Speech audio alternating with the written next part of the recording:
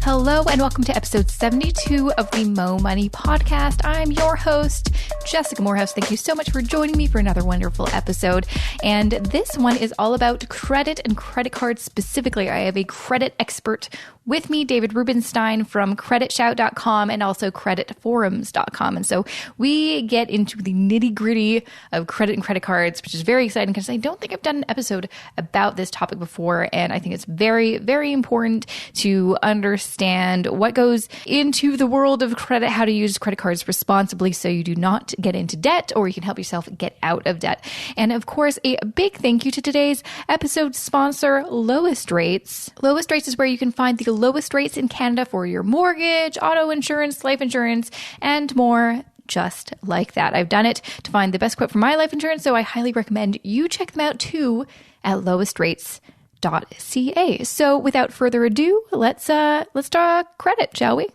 Thanks, David, for joining me on the show today. It's great to be here. I'm really looking forward to it. Yeah, I'm excited to talk about credit cards. It's something I haven't talked with anyone about on the show, so this is going to be a lot of fun. So first, let's get to know you a little bit. So you are the owner of creditshout.com and creditforums.com, but you're a credit card expert, especially, specifically with credit cards in the U.S. So how did you become a credit card expert? How did you get into that bizarro world? Maybe because I went to law school and I got used to reading the fine print and just wanting to know what the little benefits and perks the cards touted were and what they really were. Because whenever you sign up for a new card, you get this flyer or booklet in the mail written in usually about 8-point font. So really discouraging you to know everything your card does for you. Now, some people would think that it's trying to hide all the fees, which, yes, they don't want you to realize how high the interest rate is.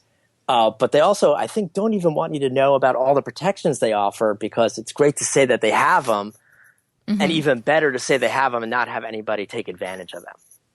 Yes, which is so true because I know, I have a number of credit cards and if you ask me to name lots of their benefits besides rewards and points and cashback, whatever, I would have to look them up. I wouldn't know off the top of my head, which is terrible.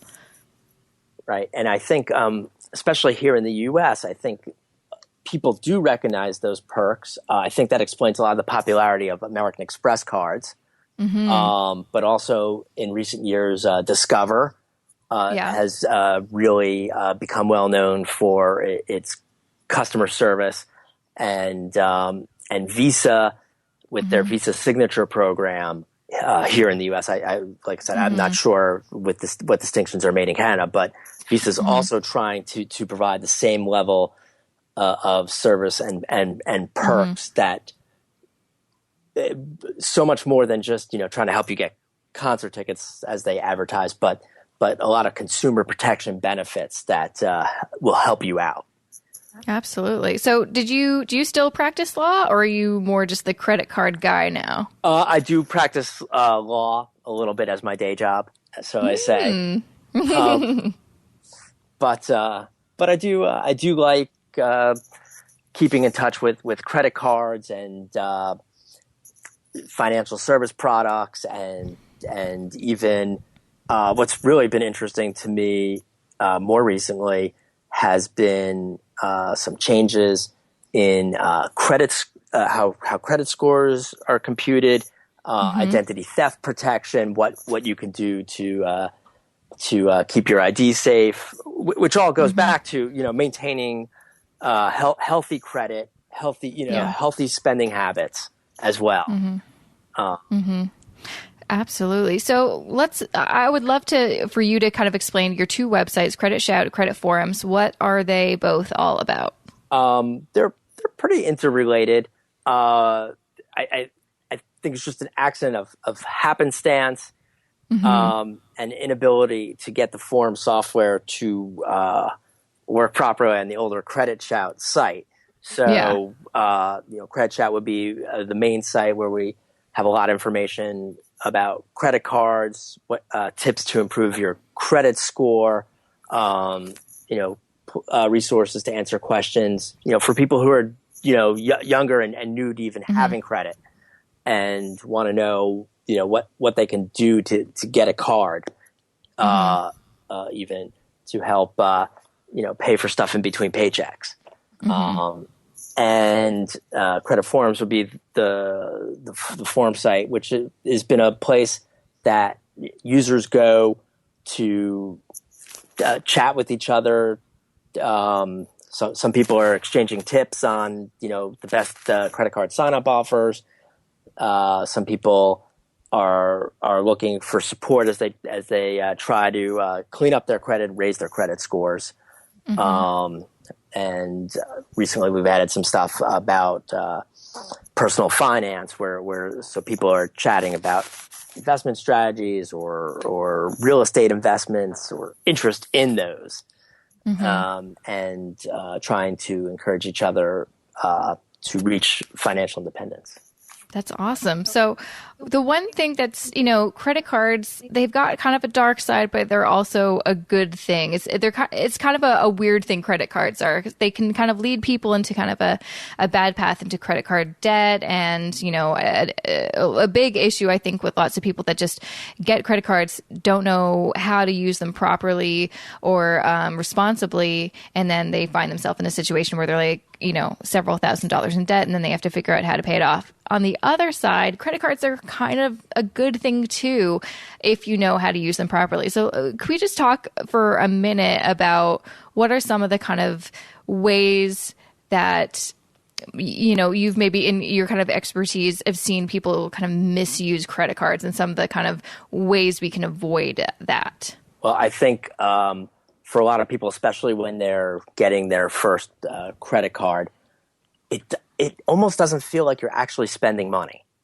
Yeah. And you go out, and it's almost like several times a week you're spending another $10 or $20,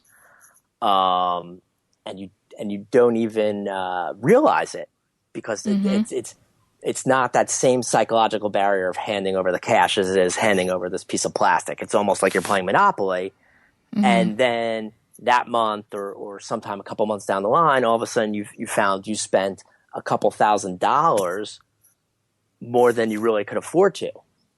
Yeah. And you make the mistake of just making the minimum payments and running the balance up more, and the credit card issuer just keeps collecting that interest at 20% and charging those fees, and it could really rack up and cost you a ton of money and kill your credit scores.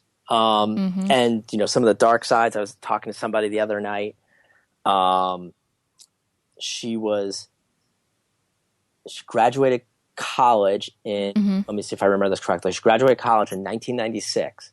But couldn't get her own cell phone until 2003. Wow. Because of her credit. For several years, even after graduating college, she had to have one of her parents co-sign on a lease when she wanted to rent an apartment because of her credit score. And so even when you're in college, you're already racking up, at least here in the States, you're racking up a ton of debt just to attend college. Oh, well, no, that's the same in Canada. Yeah. It's very expensive. Just to get that piece of paper that lets you walk in the door to get your first job. I know. And then, but that's not looked upon negatively. But if you're on top of that, you're utilizing credit cards and you're near your limits. They're looking at your utilization ratio and they're seeing you're tapped out basically. And nobody wants to just extend you credit. So then when you get your parent to co-sign for the lease and subsidize your cell phone, you go and get the electricity turned on and you have to leave a deposit with the electric company. Well, who wants to do that? Because that's just money that you won't get back till you move again. Yeah, exactly. So it's important to me, it's important to develop good spending habits early. Absolutely. No, that just reminds me. Sorry, I just the other day I was watching this John Oliver. I don't know if you've ever watched any of his videos last week tonight, but he did this segment about kind of credit card debt, and it was about how, you know, sometimes even to rent an apartment, the landlord will do a credit card check and can maybe refuse, if you have a bad score, to rent you that place. And same with apparently employers. They'll maybe ask to do a credit check and may, you know, not give you the job if they see that you have a bad credit score, even though they aren't necessarily related to whether you'll pay your rent on time or whether you'll be a good employee. But it's another way that it could affect your life with if you have a bad credit score. Yeah, well, I do want to let your listeners know that a buddy of mine is an employment lawyer, and he just did a guest post for us. Mm-hmm. So when your landlord runs a credit check, or your prospective employer does the background check and pulls your credit as well, mm-hmm. If they're not going to lease the apartment to you, or he focuses on give you the job, but the Fair Credit Reporting Act here in the U.S. Does provide you rights that they should be providing you that report before they turn you down, so that you have a chance to review it and dispute any inaccuracies in the report. That's really good to know. That's good to know. So, and inaccuracies definitely happen. Here in the U.S., you should be using that free annual credit report site offered by the FTC. To get. And they're free here with, we have TransUnion and Equifax, and they're both free, I think, once a year. Exactly. So it's important to kind of make that a habit, a boring habit, but a habit nonetheless that you should be doing, checking your credit reports to make sure there's not some inaccuracies. Yeah. Which reminds me, I think it's my 1-year anniversary since I've done that, so I should probably get on that. Yeah, I mean, that's all you need to do it. Every 6 to 12 months, you rotate between 2 or 3 of the credit bureaus, and you just you look in on it.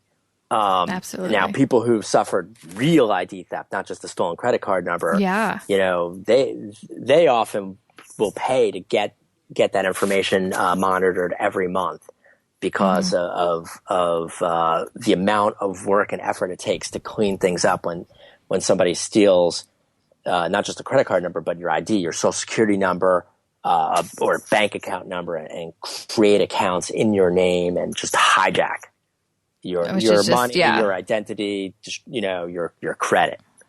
Yeah, that brings me, because I remember you mentioned to me, you know, offline that there was a blog post on your website about what companies are doing to help prevent some of this credit card hacking. What are they doing? So I think that was unrelated. I meant credit card hacking in terms of card issuers trying to prevent people who are constantly rotating in and out of cards just to collect the sign-up bonus. Oh, okay. Yeah. Oh, okay. But still, good to know that they're putting some measures in place. But some of the credit card issuers, American Express, Discover, Capital One, are giving you your FICO score in your every month updated as part of their services, which is just a great way to flash if it suddenly goes down.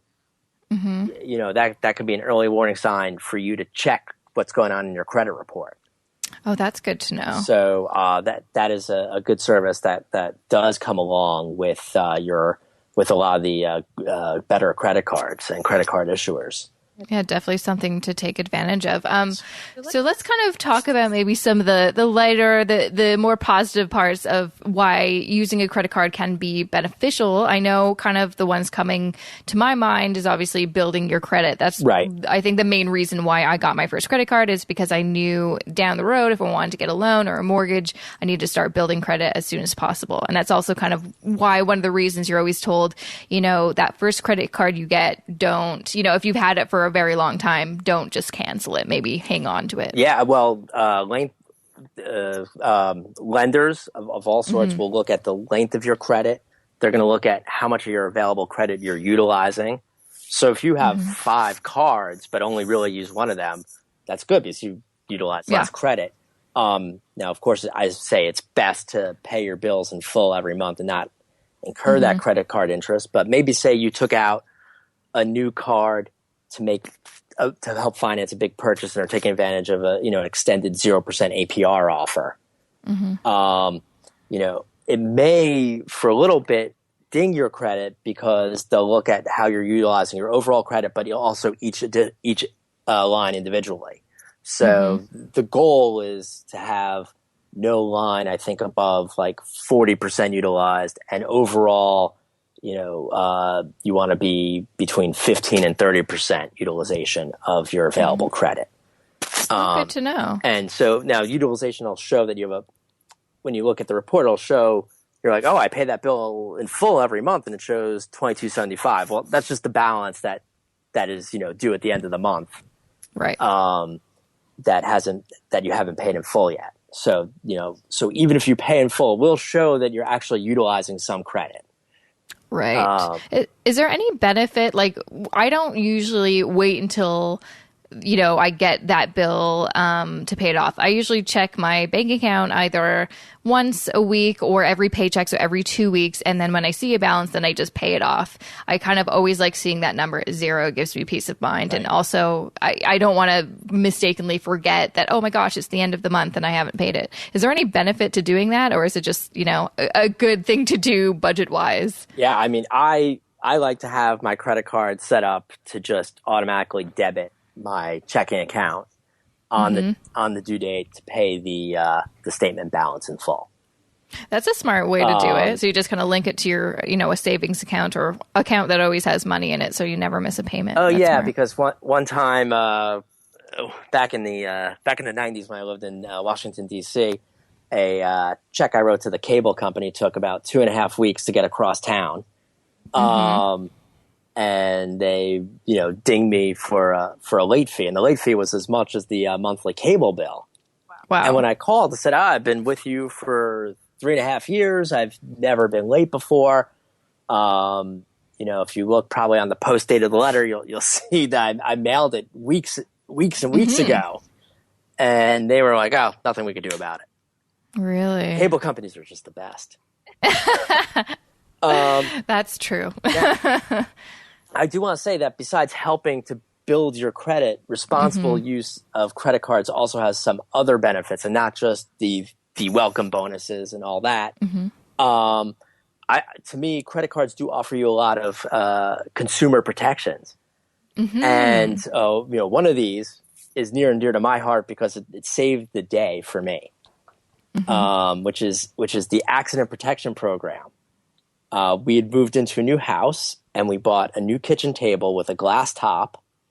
And I was trying to help out after we had some people over for brunch with the cleanup and doing some vacuuming. And I threw the cord over the table because I'd gotten the vacuum wrapped around the table. Instead of going, reverse around, I decided to be fancy and throw the cord over.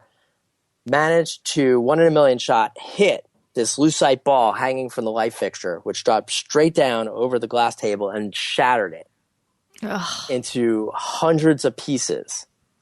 And I just want to give a huge shout out to American Express because within a week of us sending them, and you do this all online, a copy of the receipt for the table and the photograph of the shattered tabletop, we had in our mailbox a check for the full purchase price of the table. So we were able to replace it, and I was able not to have my wife angry at me for very long. Quick question about that. Is there, I guess it's probably, something in the fine print. Did the table have to be brand new for them to protect it, or what were kind of some of the rules in order to get that money? Because that's amazing that you got a check in the mail. Yes, so there are some limitations. But this protects you against accidents or even theft. And usually, depending on card issuer, you would have to make your claim within 60 to 90 days after purchase. Okay. And the benefit is capped often, well, depending again on your card. $500 to $10,000 per item. I'm not sure what kind of card you need to be at 10,000, but it's probably one of the fancy American Express cards. And usually with an annual cap as well. So, you can't just go breaking things on purpose, hoping to generate cash to pay the rent.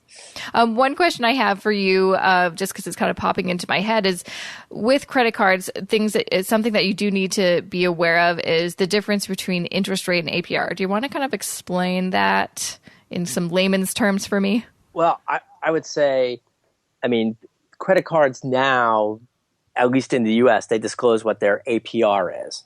And the difference is you could be charged both interest and fees, depending on, how it works. So let's say a card charged you $10 every time you didn't pay a bill in full, plus 15% interest on the outstanding balance. Well, the APR would be the annualized rate that would include that $10 non-payment in full fee, plus your interest calculation. So, I feel like that's something that most people probably don't know about, including myself. Right. Because I was absolutely aware of interest rate and I never wanted to pay the crazy 19% or whatever. But yeah, there's probably lots of little fees that are in the fine print that, I may not know about. Yeah, I think a good result of the Dodd-Frank laws, a lot of those little fees have been done away with. And they just charge the interest. But the interest is high. So they make money hoping you don't pay your balance in full. So they can charge you, oftentimes you'll end up at around 20% per year on your balance. And then they also get a cut, and this is split among card issuers and the different networks, but between 2.3% to I think 4.8% of each transaction. So at least in America, our love of credit cards definitely adds to the cost of every item we buy, because of course where you shop, they're going to want to build in what it costs them to process credit cards. Yeah. So they end up in the same place as if you paid cash. Which is why I think a lot of people just choose to pay by credit card and get miles or cash back, because they might as well enjoy some little benefit of the cost of using the card. So what are some of the things that you do? Because you're, a credit card expert, and you probably know how to use a credit card, the best way possible. What are some of the things that you do to make sure that you use your credit card to kind of maximize the benefits out of it and just make it worthwhile? So what's funny is I know all the different sign-up offers. I really don't take advantage of them. I just use a flat 2% cash back card. And I'm happy with that. Just because I like to keep my personal finances simple.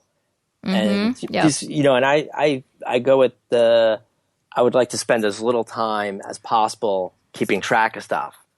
Yeah. Which is funny, I say that because I also obsessively track in Quicken several times a week what we're spending on our credit cards, just to make sure we're not developing any bad habits. No, that's smart. It's okay to have I have a coffee problem, so it's okay for me to have a latte or two a week. But if I suddenly find myself trying to meet somebody, twice every afternoon, a different person, so I could grab another latte, that'll, end up costing you a lot of money at Starbucks at the end of the day. But I just like to be able to, it's important to me to save money. Absolutely. I just, at the end of the day, I think being smart about your spending will save you more money than spending lots of time trying to get credit card sign-up bonuses. I agree. As awesome as they can be. As awesome as they can, and they can be, absolutely. Like I me and my husband just got a new credit card maybe 6 months ago, and the kind of benefit, it's a yearly benefit, is where you get a companion flight on this one airline for $99, and there's not a lot of, there's like no blackout dates and all these great things. And we do go, from Toronto to Vancouver at least a couple times a year. So we're like, might as well. The only thing was like, this was kind of the first time we got a credit card where you actually had to pay for it. So it was like $100 a year. And you're like, it seems almost crazy spending money on a credit card. Like, it seems like this can't be right. But we just did the calculations, and the money we would save on flights would pay itself off, and we'd save quite a bit of money. But I'm the same way as you. Before that, I just usually get like the free credit card that's like, maybe 2% cash back or whatever, just keeping it simple. So I don't have to, I like the idea of sign-up offers, but at the end of the day, I just want to kind of save my money and budget strategically and not overspend. And so I do use my credit cards for, mainly kind of bigger purchases, which, obviously there's the benefit of the consumer protections, which is great. And then I usually use my debit card for kind of my day-to-day things, because also it kind of keeps me, it's a good way for me to make sure I don't just keep tapping my credit card and buying stuff that I shouldn't. Because I always am like, no, I only have this much left in my bank account, so I better make it last. Well, exactly. Because if you see it dwindling down, it feels a little more like you're handing over the cash, and you just don't want to give it up. Exactly. Because you might need it later.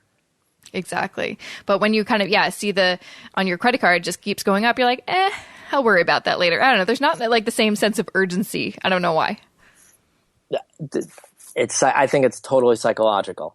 Yeah, it's got to be. So I haven't studied it at the university level or anything, but there's sort of that room in between you and the money, because it's a piece of plastic and it feels like a game from when you're a kid in some ways. Mm-hmm. Absolutely. Absolutely. So before we wrap up, what's one, key thing that you'd like to share with people about credit cards? What's one thing that you want them to take away? I think the number one thing I always would love people to take away is to remember to use their cards responsibly. No amount of sign-up bonuses or rewards points would overcome the cost of paying the credit card interest if you're not able to make your payments in full every month. Now, if you do find that you are running balances you want to try to pay down, I have found only 2 so far cards out there, major cards that are offering 0% balance transfer, 0% APR balance transfer offers with $0 transfer fees. Oh, okay. So here in the U.S., the Chase Slate will give you a 0% intro APR for 15 months and $0 balance transfer fees during the first 60 days with no annual fee on the card. So that is a great card to try to get yourself back if you have good credit, but want to get your balances back under control. And then also the Capital One Quicksilver One rewards card, 0% APR for 9 months with no transfer fee. That card does come with a $39 annual fee, but hopefully it's more than offset by not paying that 3% to 5% fee to transfer a balance. And that card is actually also a rewards card offering 1.5% cash back on everything you spend. So those would be, my top 0% APR tricks, because not paying that transfer fee definitely helps. And then use that time to get that balance, if not paid off, down as low as you can, because when the interest hits, it's not pleasant. No, that is for sure. Well, thank you so much, David, for joining me and sharing your expertise with me. I know I learned a lot about credit cards that I didn't know before, and it was a pleasure chatting with you. Yeah, it's very fun. So thank you for having me on. You're welcome. And that was episode 72 of the Mo Money podcast with the wonderful David Rubsenstein. Make sure to check out his two fabulous websites all about credit. You can check them out at creditshout.com and creditforums.com. And I will, of course, include some helpful links. He sent me some links to articles he thinks would be great for my listeners, and I'm going to include them in the show notes. So make sure to go to jessicamorehouse.com/72 for all that good info. And again, thank you to my pals over at Lowest Rates for sponsoring this podcast episode. Thank you again for supporting me and the Mo Money podcast. Make sure to check out them at lowestrates.ca if you're looking for the best rate, a quote on mortgage, auto insurance, life insurance, and whatever you're looking into. Lowestrates.ca is where you can find out all that good stuff. And before I wrap up, I've got some more iTunes reviews that I'm so excited to give some special shout outs to. All right, the first I'm going to get to that I just discovered, and I can't believe I just discovered this. I've got a review from Germany. Hello, Germany. Senso45 sent me a review June 27th. I'm sorry I'm taking this long to give you a shout out. I didn't know. I'm actually going to, say a big thanks to mypodcastreviews.com because I signed up with them recently so I can kind of just get a nice email of all of the reviews I get because I get so many. And so just a free shout out for mypodcastreviews.com. They're awesome, and it keeps me organized. So sorry, Germany, for taking so long to say thank you to you, but I appreciate you, and their review is looking forward to hearing the next season. Well, I'm hoping you're enjoying this current season, which is the season you're referring to. So thank you a lot for that. All right, and now I've got two new reviews from fellow Canadians. The first one is from Jessica Washorn, and she says, I was so stoked to find a fellow young Canadian woman in the personal finance space. Represent! This show has practical explanations of the how and why of smart personal finance. Jessica addresses university, paying off debt, making smart career moves, getting to home ownership, taxes, saving, and investing, all of the good stuff. There are great interviews with experts and an awesome new series of listener money stories. And I do believe she actually just emailed me, and she will be a guest on my listener series coming up. So I'm very excited to chat with her soon. Another review I've got is from John Nuss from Canada, and he says, stumble across this podcast in my newly found obsession with personal finances. I love how down to earth and relatable you are while still giving useful, relatable information. Finding myself excited for travel just so I can listen to more. Keep it up. Happy face. Ooh, I didn't even know you can do happy faces on reviews. That's pretty cool. Thank you so much for that lovely review. And again, if you're listening right now, you like my show and you have not yet given me a review, please do. I'm going to give you a shout out on a future episode, which I think is always cool. I like getting shout outs on podcasts where I give you reviews. It's kind of fun and you just feel special. So please do that. It's super easy, especially if you're just like on your phone right now. I think you just have to go to my podcast, click on reviews, and it's as easy as plugging in your rating and review. And I just want to hear from you. Let me know what you're thinking. And that's kind of it. And I'll see you back here tomorrow